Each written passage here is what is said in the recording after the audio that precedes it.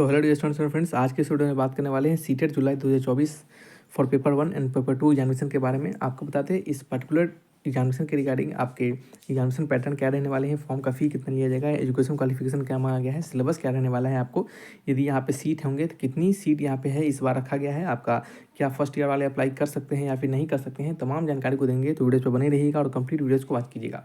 जैसे बताते हो आपको एक साल में 2 बार रिक्रूटमेंट निकालते हैं सीटेट का, और इस दोनों रिक्रूटमेंट पे एक आपका दिसंबर और आपका कह सकते हैं जनवरी के आसपास होता है, एक जुलाई के आसपास आपका होता है, निकलता है। ठीक है, तो ये इस दोनों के बारे में बात करेंगे हम।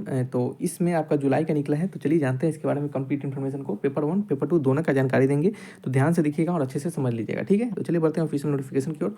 और सुन सभी दोस्तों भाइयों से यह भी अपील रहेगा कि वीडियो अच्छा लगे, इन्फॉर्मेटिव लगे तो लाइक एंड सब्सक्राइब जरूर कीजिएगा, दोस्तों में भी शेयर कीजिएगा। तो सुन सभी लोग देख रहे होंगे ये आपका नोटिफिकेशन जारी किया गया है। यहाँ पे देख सकते हैं, यहाँ पे जो 7/3/2024 से लेकर 2/4/2024 तक इस फॉर्म को भरा जाएगा, और इस डेट के बीच में अपने फॉर्म को आपको सबमिट कर लेना है।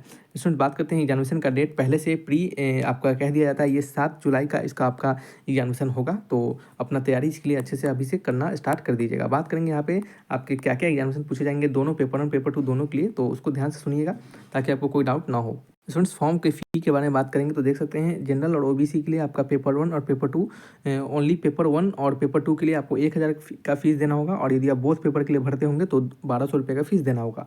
ST/SC कैंडिडेट को पेपर 1 और पेपर 2 दोनों में से किसी एक के लिए भरते हैं तो 500 रुपये का फीस देना होगा, और बोथ के लिए भरते हैं तो 600 रुपये का फीस आपको यहाँ पे देना पड़ सकता है। स्टूडेंट्स यहाँ पे समझ लीजिएगा एज लिमिट क्या रखे गए हैं, तो यहाँ पे कोई भी एज लिमिट नहीं है। स्टूडेंट्स आप किसी भी एज को हो आप यहाँ पे फॉर्म को भर सकते हैं, कोई पर्टिकुलर एज लिमिट यहाँ पे मिनिमम मैक्सिमम कुछ यहाँ पे नहीं रखा गया है। स्टूडेंट्स यहाँ पे अगर हम आगे बात करते हैं यहाँ पे आपके एग्जामिनेशन पैटर्न जो होंगे वो क्या क्या कैसे कैसे रहने वाले हैं। बात करते हैं एग्जामिनेशन का जो टाइमिंग होगा वो 7/7/2024 को जो एग्जामिनेशन होगा उसमें पेपर 2 का एग्जामिनेशन आपका 9:30 से लेकर 12 बजे तक रहेगा, 2.5 घंटे का, और पेपर 1 का एग्जामिनेशन 2 बजे से लेकर 4:30 बजे तक रहेगा आपका 2.5 घंटे का। ठीक है, जो दोनों स्टूडेंट दोनों पेपर के लिए भरेंगे उनको दोनों का एग्जामिनेशन देना पड़ेगा, और तभी जाकर उनका यहाँ पे सिलेक्शन माना जाएगा। ठीक है, अगर ऐसा नहीं है, अगर आप दोनों में से किसी एक में भी क्वालिफाई कर पाते हैं तो आप उसके लिए उसमें क्वालिफाइड हैं, अगर दूसरे में क्वालिफाई नहीं कर पाते हैं तो नेक्स्ट टाइम आप सिर्फ दूसरे के लिए दीजिएगा, ऐसा नहीं है कि फिर से दोनों देना पड़ेगा।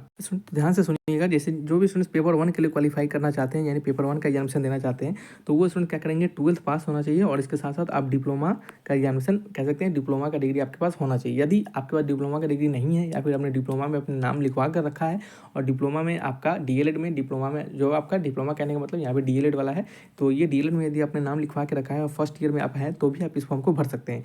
या फिर ये पेपर 1 वाले के लिए, पेपर 2 वाले में स्टूडेंट्स क्या कर सकते हैं, जो स्टूडेंट्स यहाँ पे ग्रेजुएशन पास है, जो ग्रेजुएट होंगे और वो डिप्लोमा कर रहे होंगे या फिर B.Ed कर रहे होंगे, उन दोनों कैंडिडेट दोनों कंडीशन में आप यहाँ पे पेपर 2 का एग्जामिनेशन दे सकते हैं। तो कहने का मतलब है यदि आपने ग्रेजुएशन के बाद डिप्लोमा लिया है, यदि या फिर आपने ग्रेजुएशन के बाद B.Ed कर रखा है या फिर B.Ed कर रहे हैं, तो आप पेपर 1 पेपर 2 दोनों के लिए एलिजिबल माने जाते हैं। इसका एजुकेशन क्वालिफिकेशन सिंपल यही कहता है। ठीक है, स्टूडेंट्स यहाँ पे बात करते हैं पेपर 1 में जो स्टूडेंट्स सीटेट के लिए पेपर 1 के लिए आप क्वालिफाई करेंगे तो पेपर 1 के लिए एग्जामिनेशन देंगे तो 1 to 5 क्लास के लिए टीचर बनेंगे, और पेपर 2 वाले कैंडिडेट जो होंगे वो 6 to लेकर आपका 8 तक के क्लास टीचर बनेंगे। ठीक है, बात करते हैं स्टूडेंट्स यहाँ पे आपके पेपर 1 का एग्जामिनेशन पैटर्न क्या रहने वाला है। तो आप देख सकते हैं यहाँ पे टोटल 150 MCQ होते हैं, 150 मार्क्स के, कोई निगेटिव मार्किंग आपका यहाँ पे नहीं रखा जाता है। और सिलेबस को देखना चाहेंगे तो यहाँ पे देख सकते हैं जैसे कि आपका लैंग्वेज 1 और लैंग्वेज 2 कंपलसरी, यानी 2 लैंग्वेज पेपर होंगे, फिर मैथमेटिक्स होगा, फिर एनवायरमेंटल स्टडी होगा, फिर चाइल्ड पेडागोजी होगा। ठीक है, स्टूडेंट्स बात करते हैं कि यहाँ पे आपके लैंग्वेज में क्या क्या प्रश्न पूछे जाएंगे। तो लैंग्वेज में देख सकते हैं ये सभी लैंग्वेज से रिलेटेड प्रश्न होंगे जो कि यहाँ पे टोटल लैंग्वेज को दर्शाए गए हैं, जैसे कि आपका मराठी हो गया, हिंदी, इंग्लिश हो गया, कोई भी 2 आपको यहाँ पे लेना पड़ जाएगा। स्टूडेंट्स ये बात करते हैं नेक्स्ट आपके बारे में कि यहाँ पे सिलेबस जो रहता है वो जनरली NCERT के क्लास 1 to 5 के जो डिफिकल्टी लेवल होते हैं, यानी क्लास 1 to 5 में जो पढ़ना होता है उसी के आधार पर आपका प्रश्न पूछा जाता है 1 to 5 के लिए।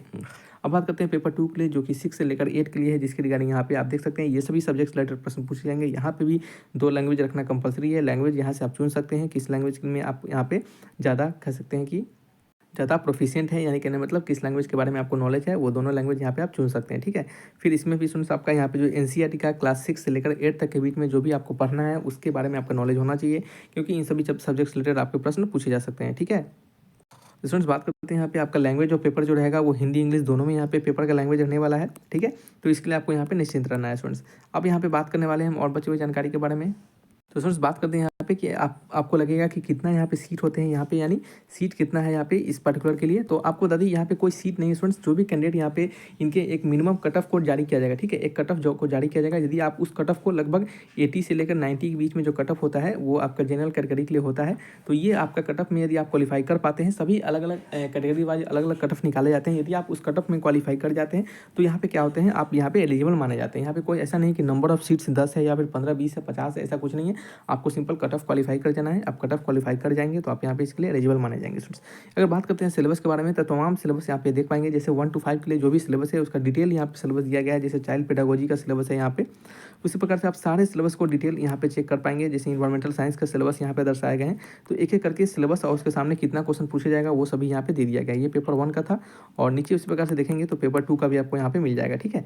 तो इस तरह से आपके क्या होंगे, एग्जामिनेशन में क्वेश्चन पूछे जाएंगे। तो आपको समझ में आया होगा तमाम चीज़ें। अगर कोई डाउट होगा तो हमसे कमेंट बॉक्स में लिखकर बिल्कुल पूछेगा। रखते हैं इस वीडियो को, मिलेंगे नेक्स्ट वीडियो में। इसकी नोटिफिकेशन का PDF हम लिंक डिस्क्रिप्शन में दे दिए हैं, या फिर आप हमारे टेलीग्राम चैनल को ज्वाइन जरूर कीजिएगा, ताकि वहाँ पे आपको जो भी अपडेट आएंगे वो देते रहते हैं और PDF भी वहाँ पे हम आपको प्रोवाइड करवा देंगे। तो रखते हैं इस वीडियो को, मिलेंगे नेक्स्ट वीडियो में। Thanks for watching.